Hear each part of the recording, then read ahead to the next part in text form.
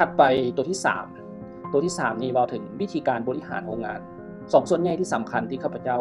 แกะรหัสออกมานี่มันก็สิมีดังนี้เนาะเดี๋ยวมาเบิ่งนำกันมีหยังเด้1แม่นเพื่อนร่วมงาน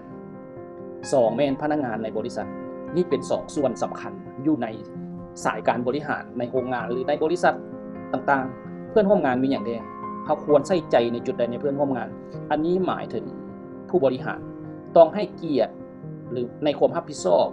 ของแต่ละคนให้เกียรติความรับผิดชอบของแต่ละคนนี่ข้าพเจ้าคิดถึงภาครัฐเลยคิดถึงภาครัฐก็คือว่าบางครั้งกระทรวงกสิกรรมห้องกระทรวงการเงินก็บ่อยากให้ความสำคัญเพราะเขากำลังบ่ได้ใ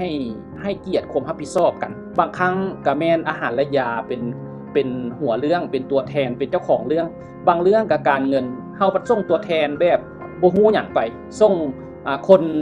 ส่งรปภไปประชุมแทนแล้วก็เอาเรื่องราวมาแล้วก็กำเรื่องบ่ได้แล้วก็เล่าเรื่องบ่ได้อันนี้เป็นเรื่องสำคัญในการให้เกียรติในความรับผิดชอบกันเนาะสองมาไม่ว่าถึงความนับถือซึ่งกันและกันต้องได้นับถือกันนั่นแหละเนาะเจ้าอายุน้อยค่อยอายุใหญ่เจ้ารับผิดชอบจุดนี้เจ้าอยู่จุดนี้เจ้าอยู่มุมนี้มันลมกันด้วยเหตุด้วยผลและมันให้ความนับถือกันและกันมันก็เกิดความสามัคคีขึ้นภายในอันนี้เว้าถึงภาคส่วนเพื่อนร่วมงานและภาคส่วนบริหารก็ต้องได้เชื่อมั่นกันก็คือในความเชื่อมั่นกันนี้มันสามารถลมกันถึงพิษถึงขิงเนาะลมกันเอาใจลมกันความหมายว่าคันเฮาบ่มีความเชื่อมั่นต่อกันแล้วนี่มันจะยากที่จะสามารถลมกันถึงใจลมกันได้เข้าใจซี่มาเว้าถึงการช่วยเหลือซึ่งกันและกันต้องได้ช่วยกันได้บ่ได้หมายความว่าอันนี้บ่แม่นเวียกค่อยอันนั้นต้องเป็นเวียกเจ้าต้องเฮ็ดเวียกเจ้าเวียกค่อยบ่มีค่อยก็ต้องนั่งอยู่บ่แม่นมันได้ช่วยกันเพื่อนร่วมงานนี่ต้องได้ช่วยกันอย่าสุไปถือว่าแต่มันเป็นความรับผิดชอบแล้วหน้าเวียกของเฮาก็สู้ไปหัวใหญ่อย่าสู้ไปเป็นเจ็บเป็นไข้ดุหลายในหน้าเวียกเพื่อให้แต่หมู่ช่วยบางคนเนาะและก็แลกเปลี่ยนกันในเว็บพัฒนามีค็อกเทลมีการดื่มมีการแลกเปลี่ยนกันนั่นแหละถ้าว่า4อันทางเทิงมันโล่งแล้วนี่มันก็ง่ายที่จะแลกเปลี่ยนสนทนากันเนาะพนักงานในบริษัทนี่อันที่1นี่ผู้บริหารต้องได้ศึกษาข้อมูลที่แท้จริงบ่แม่นข้อมูลที่ปลอมปัญหาต่างๆที่เกิดขึ้นส่วนหลายเราจะได้รับข้อมูลที่มันเป็นข้ออ้างหลายกว่าเนาะเป็นข้ออ้างมาว่าโอ้มันย้อนอันน่ะแดดร้อนโพดมันจริงจังซี่ย้อนฝนตกโพดมันจริงจังซี่ความจริงมันบ่แม่นฉะนั้นต้องได้ซอกเอาปัญหาที่แท้จริงเมื่อการซอกปัญหาที่แท้จริงมันต้องมีการอธิบายอย่างมีศิลปะนี่ก็คือว่าอธิบายด้วยเหตุด้วยผลอธิบายด้วยรอยยิ้ม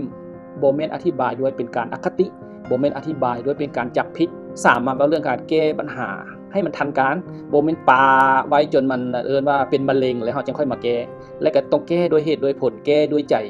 จริงใจในการที่จะแก้ปัญหานั้นๆให้มันทันการเนาะบ่แม่นแก้ปัญหาเพื่อจะขึ้นไปเป็นตัวแทนเพื่อจะขึ้นตำแหน่งมันบ่แม่นเนาะ4มาเว้าเรื่องการบริหารที่ดีการบริหารที่ดีมันต้องได้ใส่ใจใส่ความรัก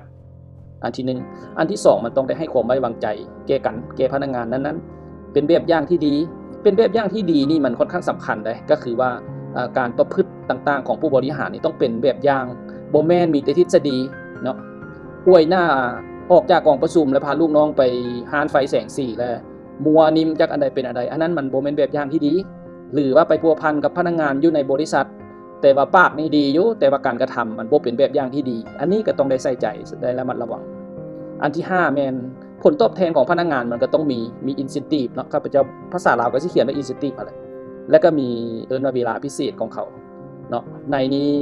ในโรงงานญี่ปุ่นนี้จะมีละเอียดตัวนี้เนาะหลายหน้าข้าพเจ้าจะบ่นำมาเนาะมันลงลึกจุดนี้โพดก็คือ2อันคือข้าพเจ้าเว้าหั่นแหละเพื่อนร่วมงานและพนักงานในบริษัทตรงนี้เป็น2ส่วนผู้บริหารก็ต้องใส่ใจในเพื่อนร่วมงานเด้ผู้ใดที่ลงลึกกับพนักงานก็ต้องใส่ใจในสิ่งของเหล่านี้เนาะมันจะมีอธิบายเพิ่มเนาะจักหน่อย